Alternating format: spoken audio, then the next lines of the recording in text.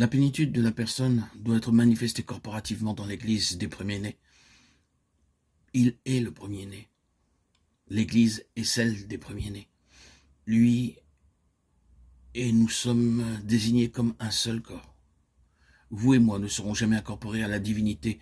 Nous ne formons pas un seul corps avec la divinité. C'est avec l'homme que nous sommes un.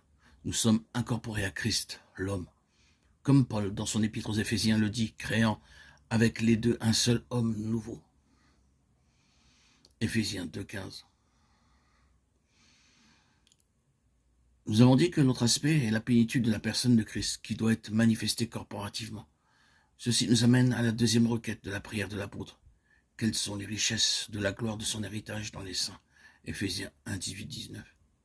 Quel est l'héritage de Christ dans les saints? Quelles sont les richesses de la gloire de Christ dans les saints? La réponse est que les saints doivent apporter à Christ les moyens de la manifestation universelle de lui-même selon le dessein de Dieu à son égard.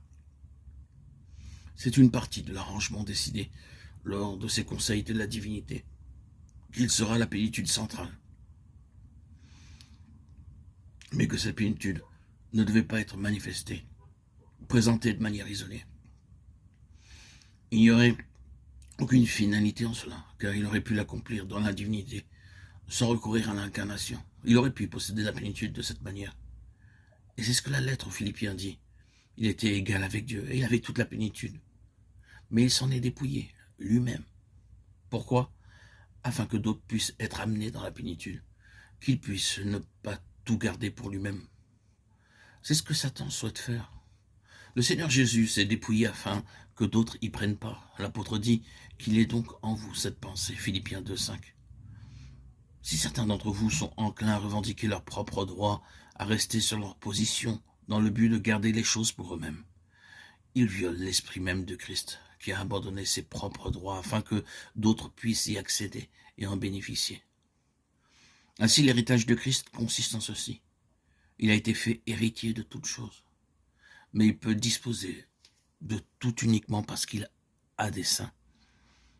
Et il ne possède ce toutes choses là qu'à travers et dans les saints. C'est une partie de l'arrangement de l'accord. Ce n'est pas en tant qu'élément isolé dans l'univers de Dieu qu'il doit tout posséder, mais par une désignation humaine, dans un sens corporatif et non uniquement personnel. De sorte que le Seigneur Jésus ne puisse pas entrer dans tout ce que Dieu a éternellement conçu pour lui avant qu'il ait l'Église et que celle-ci parvienne à la pleine connaissance de lui-même. L'Église est appelée son épouse et il revient à celle-ci de manifester sa gloire. Ces gloires doivent être révélées par l'intermédiaire de l'épouse.